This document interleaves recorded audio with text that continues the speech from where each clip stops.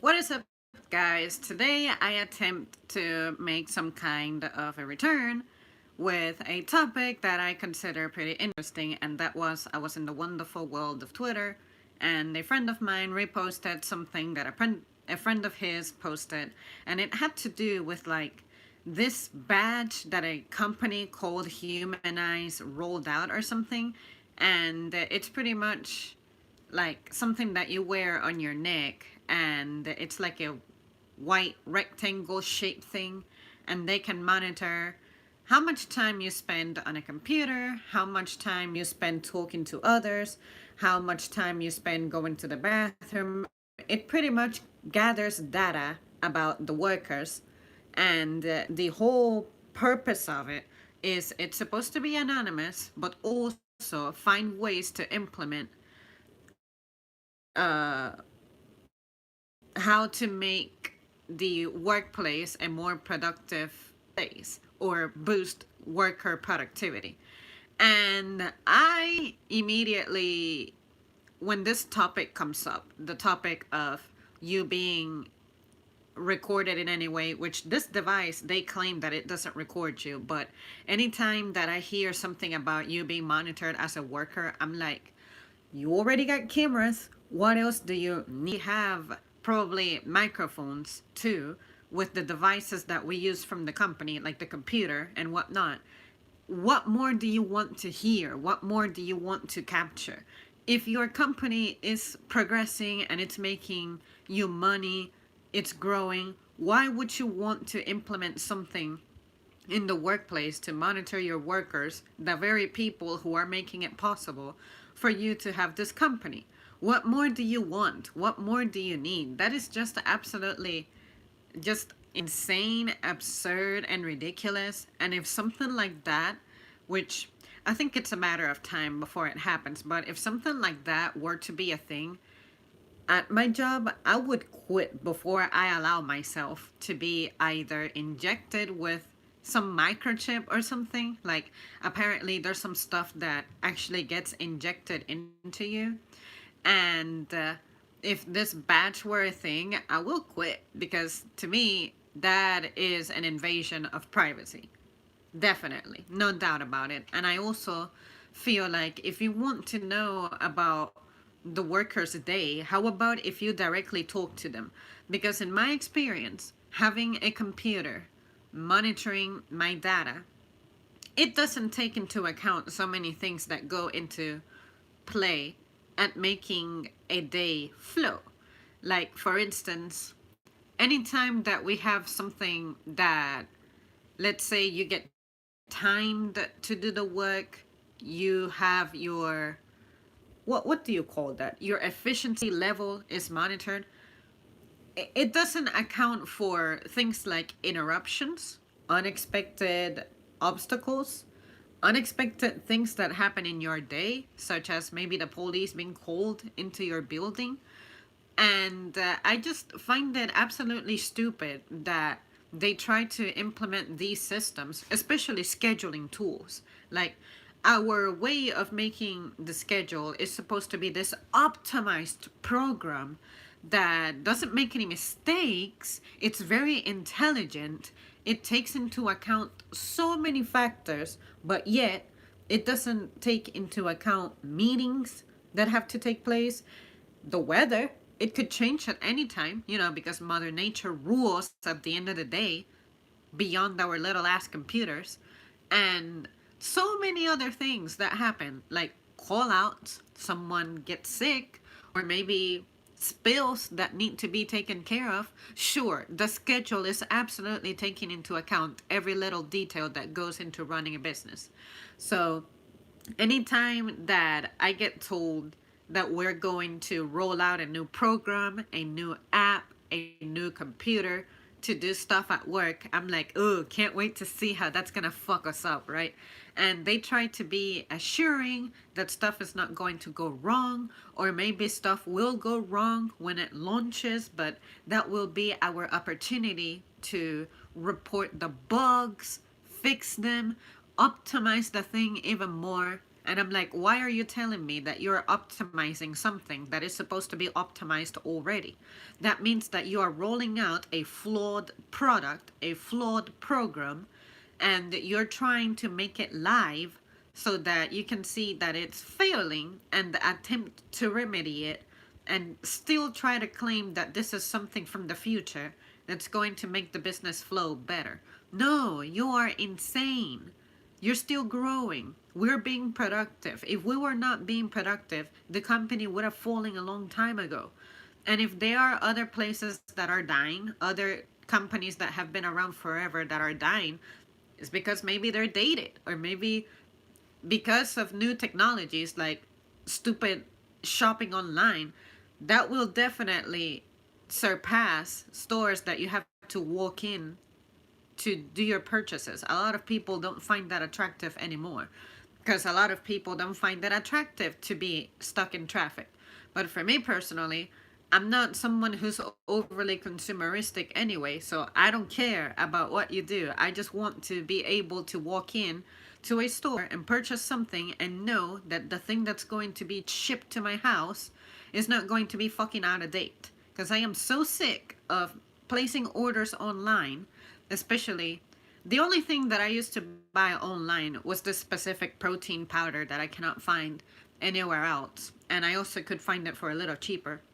But the expiration date is like not very long at all. Whereas if I go to the store, they typically have it set for like a year or two.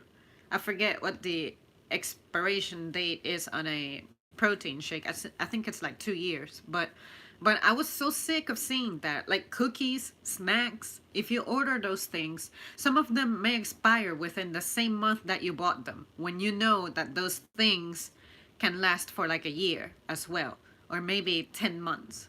So I'm so sick of placing my the things that I prefer, my preferences, telling it to a computer, and the computer is supposed to know what it is that I'm going to like and what it is that's going to make me happy. Or, let alone, let someone else do my shopping. No, I still want to be able to go to the building and get things. It is possible to have time to make it to the store. Some people are trying to say that their lives are too chaotic to support that.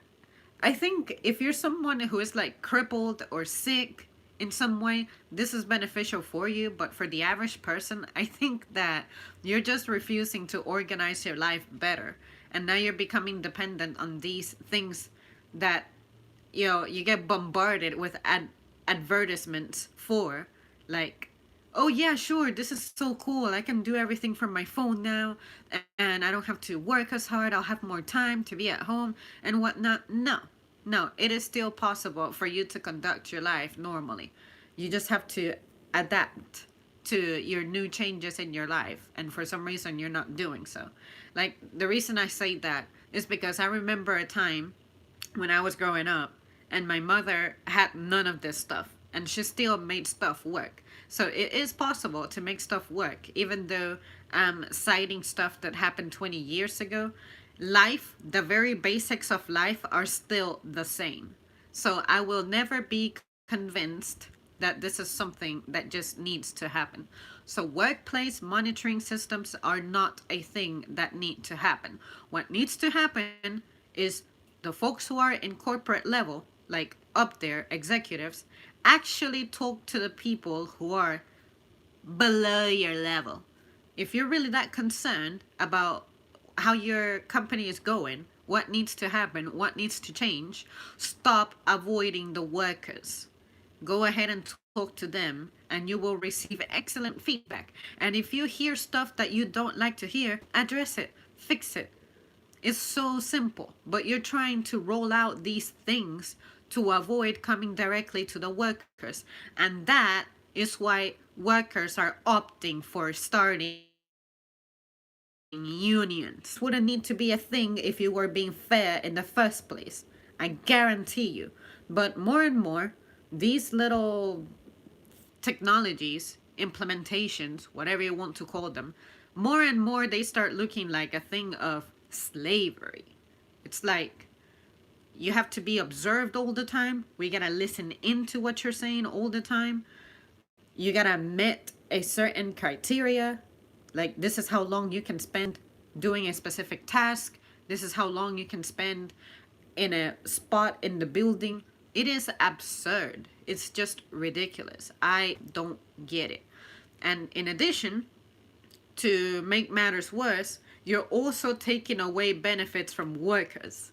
Like, more and more we hear of companies that are not offering as much as they used to the workers, not even full-time workers.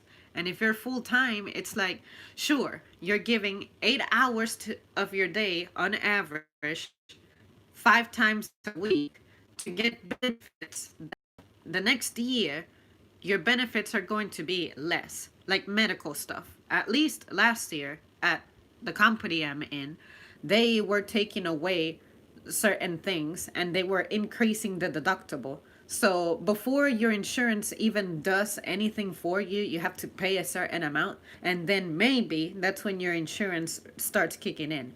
After you go through your deductible, the copay, and then your insurance kicks in. What is the point of having that, especially if it will reset in the next year?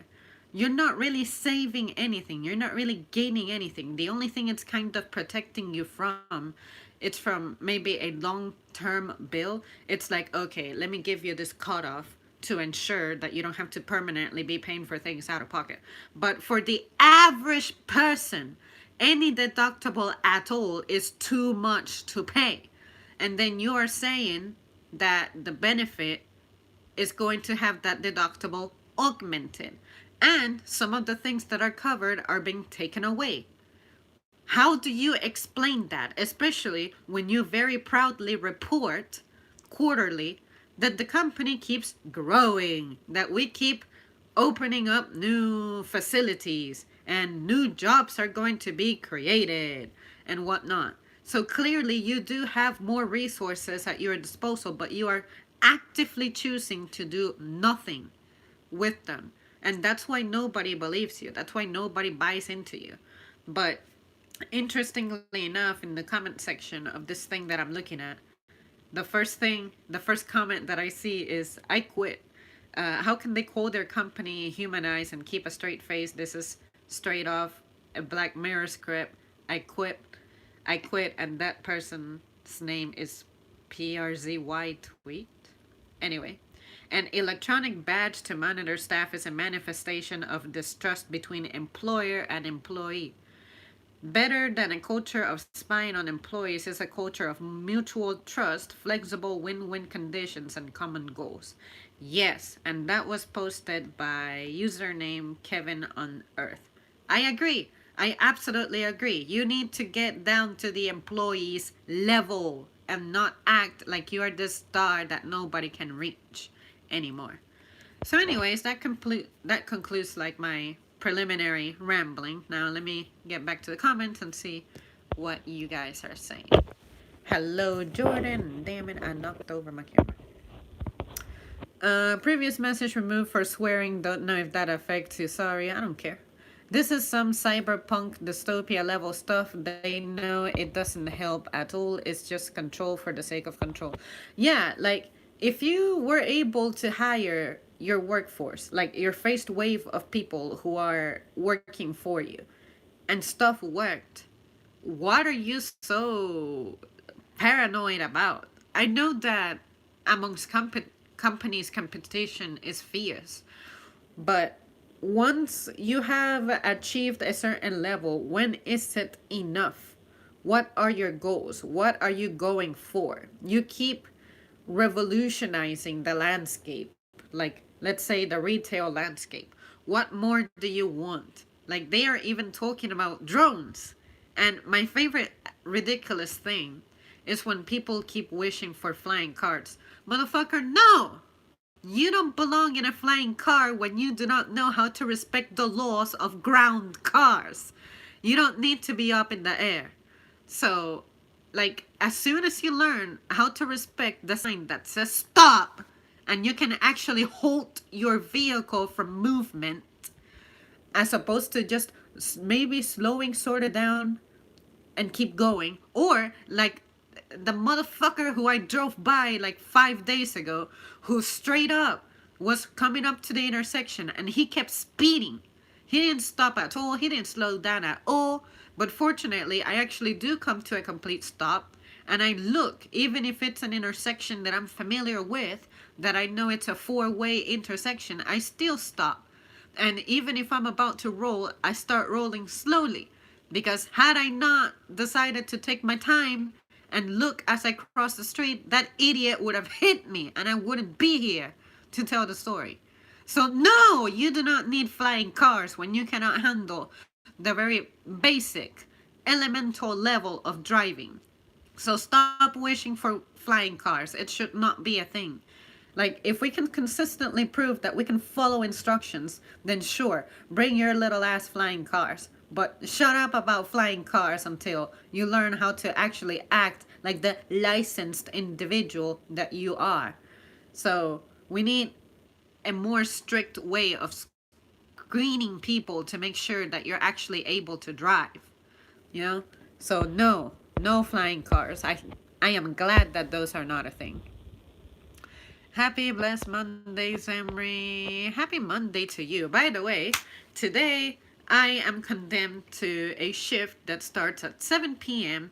until 3, which it's pretty much counting up our inventory so that we can supposedly get ready for the holidays. But it's really a seasonal thing that happens 4 times a year. And I'm thinking, originally, back in the good old days, like, I don't even know how this was before I got hired there, but I hear that it used to be, we hired a company to do this job for us. But by the time that I got there, this was done with. But we used to start at 6 and we would leave by midnight. But for some reason, nowadays they're saying, let's start at 7 and let's get off at 2. Actually, let's get up at 3, or let's get off at 3. And the excuse is that apparently people were leaving early and there was still more stuff to do. And I'm thinking, well, if you're that concerned about your workers leaving, then maybe you should schedule this thing to start earlier as opposed to later. The later you schedule something, the more difficult it is for someone to comply to it, you know? But anyways, at least it's a very smooth, easy job. All you have to do is like take stuff apart and count it, look at the dates. But at some point, everyone's integrity declines after the third hour because you're starting to get desperate, you're ready to go. Also, depending on your sleeping patterns, for me, that is a shift that is absolutely inconvenient for me because I am typically a morning person. I'm usually the person who opens the store, not the person who's there to close it and after it's closed, keep working. But at least they gave me tomorrow off, which isn't even a complete day off considering that I have to be there past midnight. And then that got me thinking, how is it that people who work overnight shifts just have a life? It's like you don't know when your day completely off really is because there is no such thing. Your day is sort of split. And just because you are a nighttime worker doesn't mean that your life takes place at night, especially if you have a family. Everyone else in the household is living in the regular hours of the day, but you are the one who doesn't have the proper schedule. How would you balance that? I think that people should not be willing to work overnight like that if it affects lives.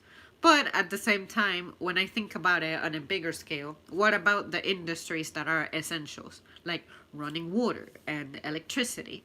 So if you were to turn this into a law of some sort that nobody should be working past 10 o'clock, then some other industries would definitely fall apart. I get it. Like, imagine air travel. Imagine if by 10 p.m. your controller goes home and you have an overnight flight, like coming from another time zone, and there's no controller to help you land. So I see it, but for an average person, that shouldn't be something that we tolerate. But oh well. I guess we gotta make things happen. I just feel like the amount of time that gets taken from your life, your youth, your energy, your physical condition. Because when you work, you are bound to get sick, you are bound to get hurt. Like, my feet are still fucked from months ago.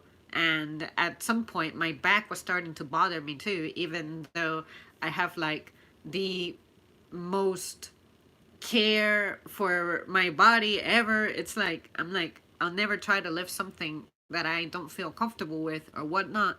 But it was even starting to affect me. And also the fact that you're aging doesn't help. So I'm like, something needs to change. I'm not sure where, I'm not sure how to do it, but something needs to change. So at least I have a degree of discipline. But there's people who don't even become aware of it until it's too late for them. Why are we allowing for that to happen? Slavery is exactly what they're going for. They just cannot legally admit it.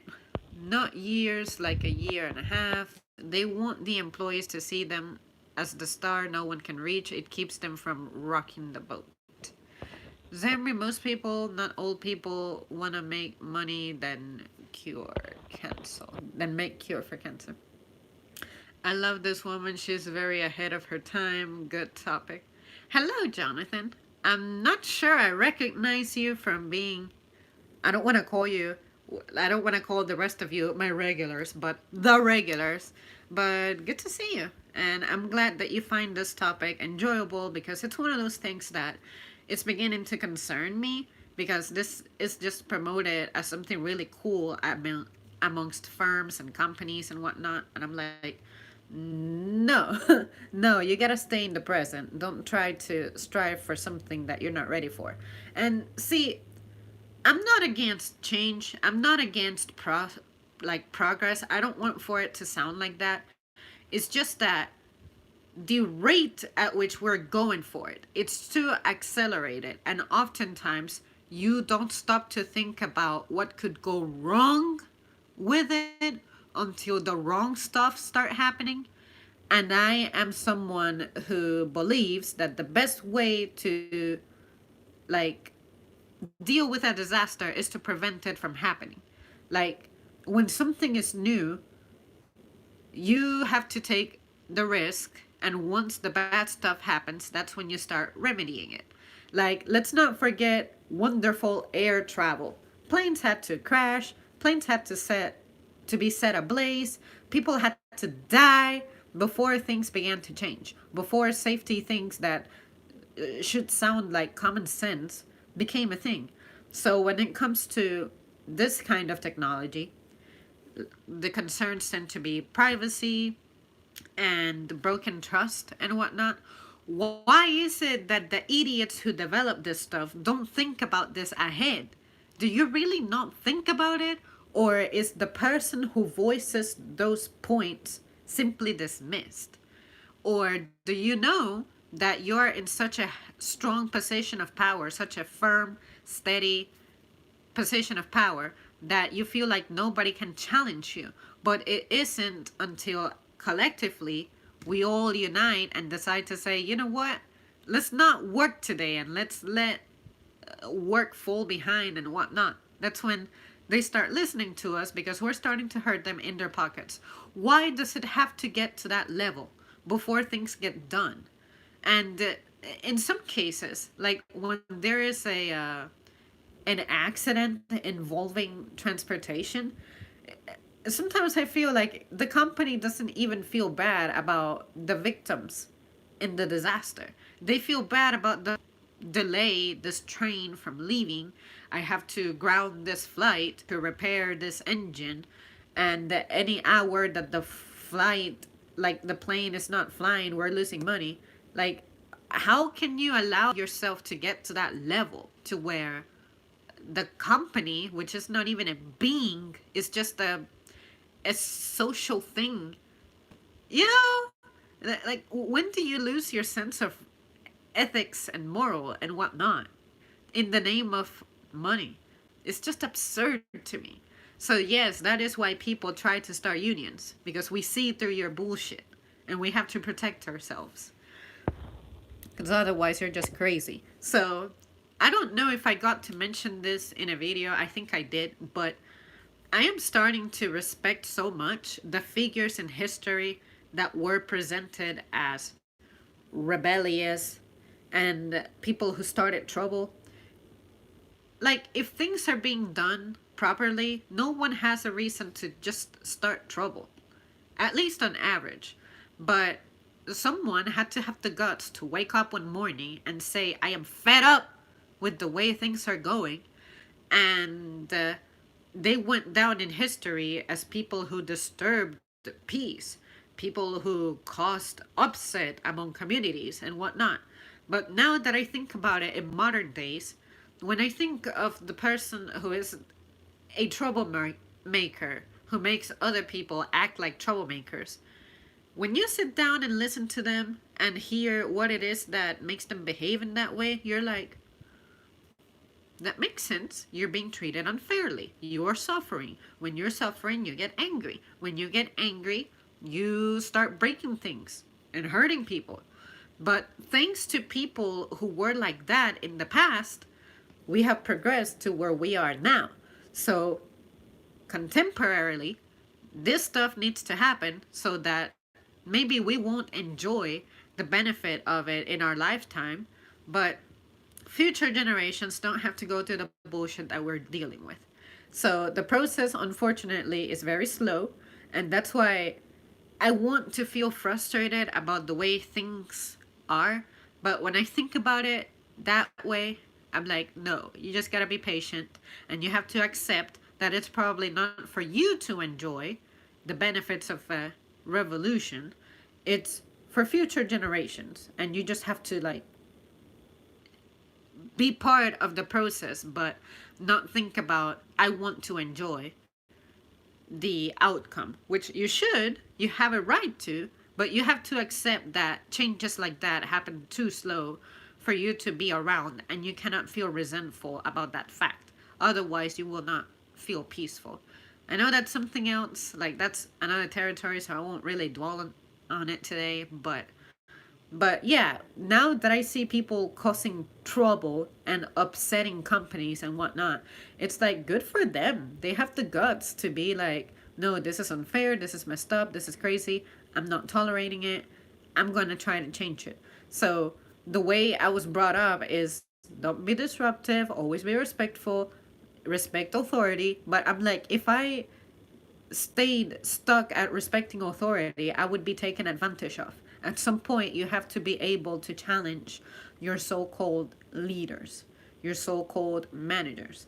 And I'm starting to wonder why it is that leaders get upset about that. It's not like we're actively trying to disrupt the flow of things, our livelihood depends on it. But if you really value our input and ideas, you wouldn't have an issue with this, you know? But anyway, that's just me rambling. Yes, Zamri is very different, very cool, strong person, ahead of her time. Epic Zamri needs a TV show. We love you, Zamri. I love you guys too. Owners don't want to give the workers the right money. Exactly. That reminds me of the reparations topic that I had the other day. It's not up to you to be like, oh, if we gave people reparations, these people are poor and uneducated. They wouldn't know how to make a proper use of their newfound money. It doesn't matter. It's not up for you to determine that. Just give them the money. Someone out there is going to turn, let's say that you grant them $500,000. Someone out there is going to be able to flip that into the next multi-millionaire company. The next person might end up broker than they were before, and find themselves in trouble. Sorry, you have to be responsible with the powers that you are given, but you cannot just say this group of people do not deserve this money because they're gonna waste it anyway. It's not up to you. You have your share of things that you waste money on, and that gets applauded. Why would you not want to give the chance to someone else to improve their lives, or help make them worse? But at least give them, put them in the same playing field as you. and let's see what happens. There's plenty of talented people in all areas of society. They come in all shapes, forms, sizes, genders, ages, whatever. So you're just they won't make a proper use of it. It's not up to you. Some people are going to know what to do. Some people are going to save it. Some people are going to waste it. Some people are going to build something with it. It's not up to you to tell. What's your responsibility is to acknowledge that that needs to happen and make it happen. But I think it's crazy that we as the average people are just not trusted. Like, no, we tend to be people of integrity and honor and respect, but it's like we are seen as, you know, I just touched this person. I gotta go wash my hands immediately because they're just filthy. That's how I feel like sometimes. Um, like the people who are in a different bubble, like they live in this bubble. You don't know what happens outside of it. You're like constantly under protection, and then when you step out of it, it's like, oh, I have no defenses.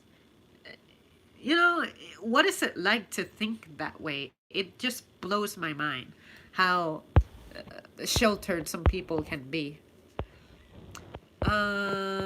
They do think about it. They just either don't care or think they will get away with it. Yeah, that's true. Because honestly, I cannot believe that those things are not considered ahead of time. It's like, let me develop, like a car. Let me develop this car. Let me just give it to people so that they can go from point A to point B really fast. Oh God, I didn't think about the fact that they need to be able to see behind themselves to make sure that they're not going to run into a person or run into an object and break their vehicle. Let me put a mirror.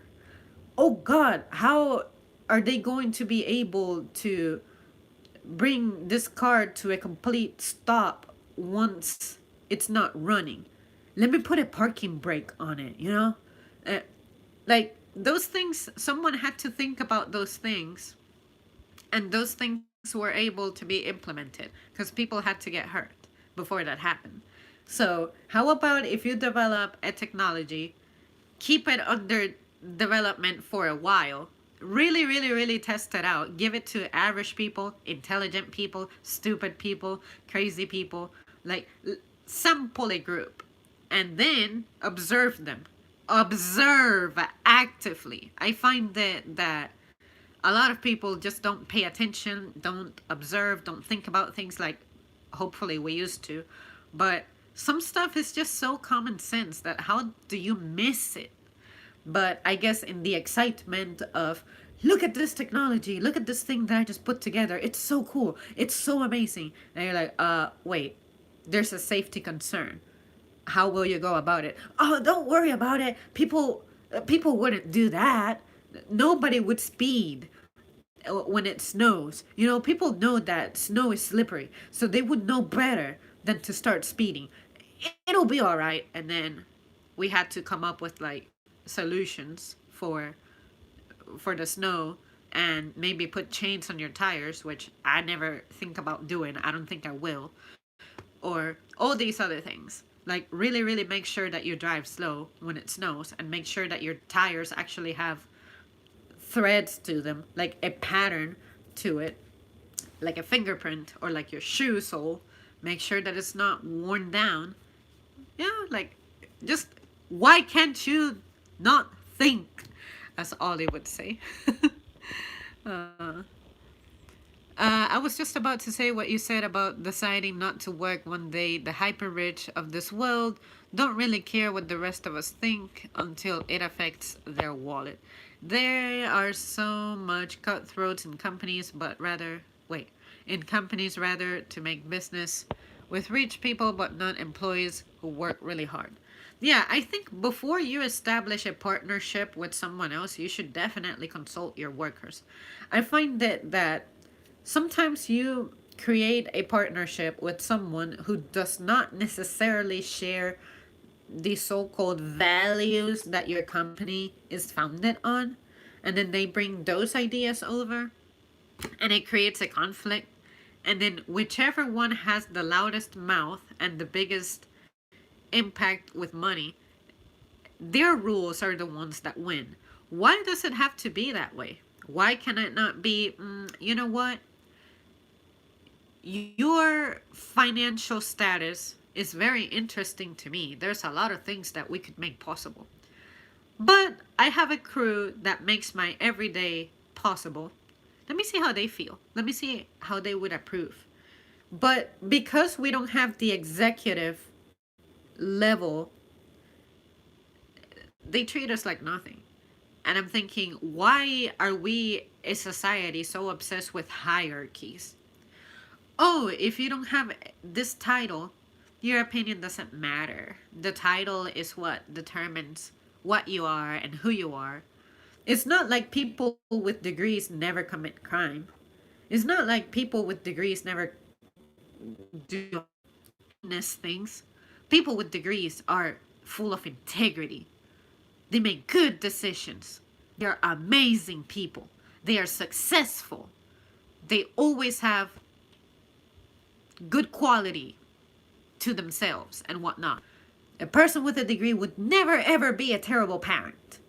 A person with a degree would never be emotionally abusive. Never. That's what it feels like to work for a company when you're at the lower level. You may be skilled, you may have great ideas, but at the end of the day, it doesn't matter. It's not your company. You're not in the you're not the biggest stakeholder. You don't really contribute a huge amount at once. So that's why they feel like you are expendable. And then they'll find the next idiot who's going to fill in for the position that you were in. Maybe not as good because now they are lacking experience in your organization and you have to wait for them to grow into their newfound role. But when you hire someone new, it could either be a good addition or it will be a really bad replacement. And sometimes you have to spend years looking for the person who's going to fill in that role as well as what they had going on. So I think if you're happy with the crew that you have, take care of them. Just take care of them. Follow up with them, ask them how they're doing, ask them what could make their jobs better. We have such great ideas to contribute on like the floor level, but we won't share it because if we were to change the landscape, who gives us credit? It's not like my life is going to change. It's not like suddenly, let's say that let's say that this is not a thing. Let's say that people are getting sick from eating prepared foods, and I come up with the idea of, hey, how about if people start wearing gloves when they prepare food? Oh, the incidence of people getting sick has vastly declined ever since we implemented your glove idea. Thank you. My life is not different. I still gotta get up at 5 a.m. to go somewhere to do something stupid that's not revolutionary just to make a very minimum pay that on top of that gets taxed and I don't get benefits. I just changed people's lives and I also kept the company from losing money from having to pay, I don't know, medical attention for these people who are getting sick eating our foods. Like, you know, millions of dollars that I contributed without having to actually physically conduct the transaction of me having $1 million in my bank account to be able to inject into this company's capital. I contributed differently, but I'm not going to get credit for it. My life is not going to change. Do you see what I'm trying to say? If you do not have incentive, the workers eventually will figure that the amount of time that they're spending somewhere and what they get to take home in the few hours that they have left in their day to do things does not suffice. If you address that, things could be better, but you're choosing not to. Let's see. Where am I at?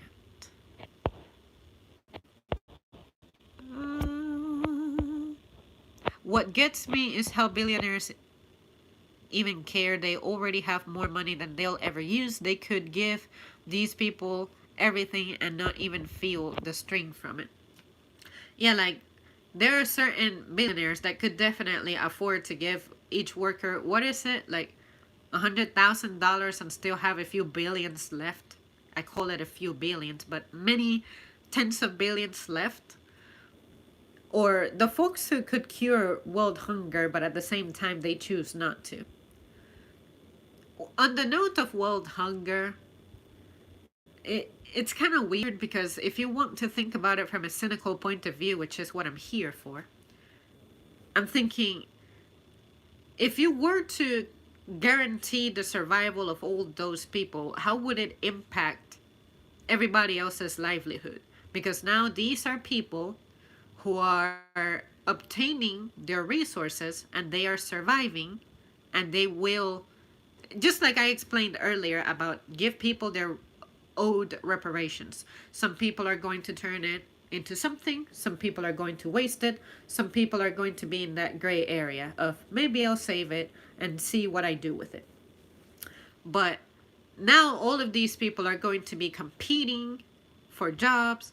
Some people are going to, would it really create chaos to save every single person in the world that's starving? Because I think that letting anyone just die when you could do something about it is incredibly bad. I think it's insane. But what would be the consequences of ensuring that no one passes on from, you know how they say survival of the fittest?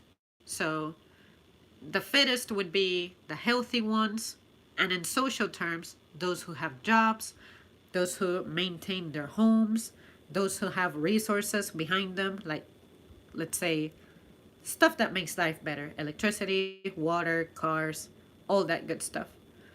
I'm not justifying the fact that someone chooses to not improve the lives of others and they just hoard it for themselves or purchase unnecessary assets, like another extra house when you already have a perfectly nice mansion and somehow you feel like you have to get more houses. And all that, say, if someone were to purchase an area of land and you will build apartment complexes in there that are too expensive for anyone to afford, and now that space that someone else could have decided to maybe find enough money to start a farm or something and grow their own food, and you took that opportunity from that person just to build something cool that is going to be wasted space anyway. So what would it be like? What impact would there be if for a while nobody was passing on? You know, like, oh, everyone has access to healthcare, everyone has access to food, everyone has access to water.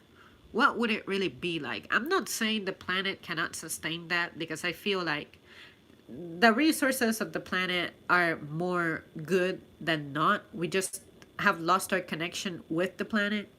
We don't grow our own food, we don't find our own waters. We have become dependent on others to do that for us.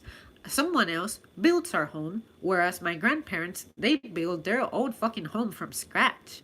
Like, my grandfather was a carpenter, so he got his materials, he got his supplies, and he started building a home.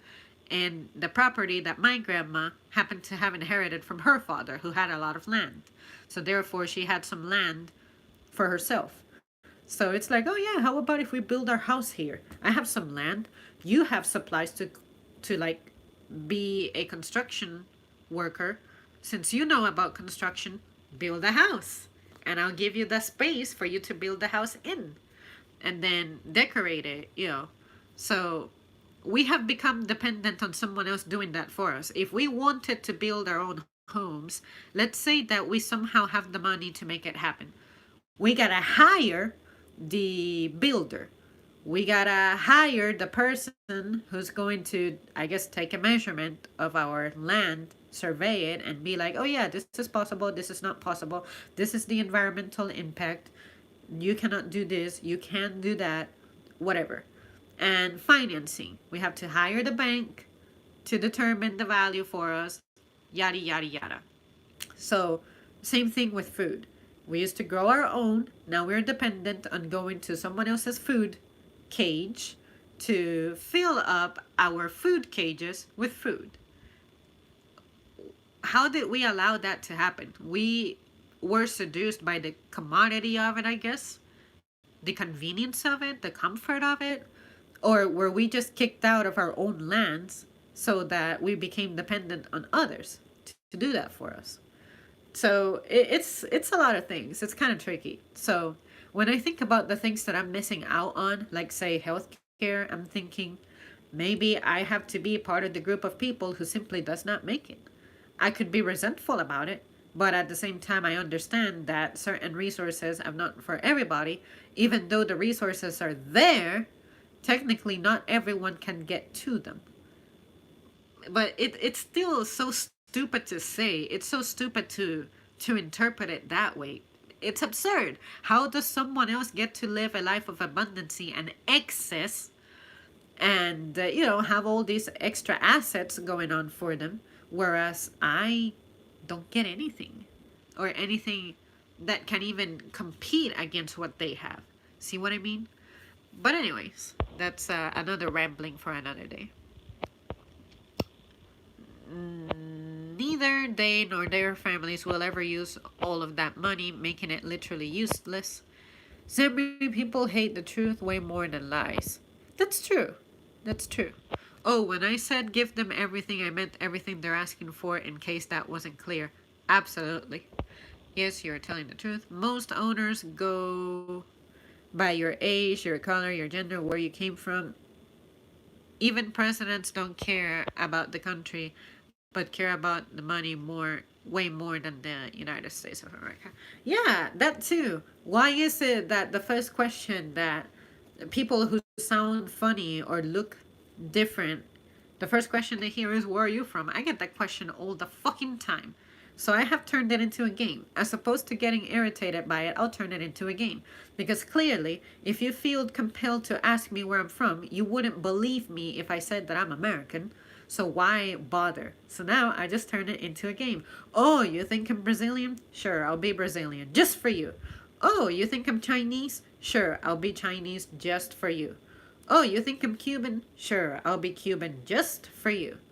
Oh, you think I'm Italian? Sure, I'll be Italian just for you. So I just let people have it. Let people believe that they're smart, I guess. That they're righteous. I don't know. Like last night, I was listening to some radio station, and this was such a random topic. Something about, oh, I was brought up by my white family telling me to love my brothers and sisters of other colors. And then as soon as black people started moving into their communities, they moved out overnight. You know? And I'm thinking, oh yeah, there goes your hypocrisy. If you're not going to be able to integrate with others, don't promote integration if it's something that you won't accept. You're automatically assuming this group of people as troublemakers and you don't even have experiences with them. So why are you preaching that you have to be in the daytime? You are really friends and amazing and compassionate with the people who have a different shade compared to you. And then, the moment they start moving in to be your neighbors, you're like, packing up, leaving. That's crazy. But that is the country that we live in. I see you as human, as a woman, a human being. Most owners go. Okay, I read that one. Alright guys, well that concludes my rambling. I hope that you guys maybe became aware of something, but who doesn't know about ways that people get monitored these days. Even your stupid phone is relaying so much information to other computers who we will never meet the person who is behind them. That's another crazy thing. You work for a company and you will probably never ever meet upper management. That's crazy. Like, these are still people who go to their jobs, they have a desk and make decisions. They make decisions that affect your life, but you never get to see their faces because they live like celebrities. How did we let that happen? Why do we continue to allow that to happen? What will it take to change things? Zambi people already know my color. Ever ask me questions just being silly? Yeah, tell me about it. All right, guys. Well, thanks so much for tuning in. And if you have anything else to add, let me know. Or if you're interested in a specific topic for me to look into, also let me know and I will consider it. Nah, I'll make it happen. All right, guys. See you soon.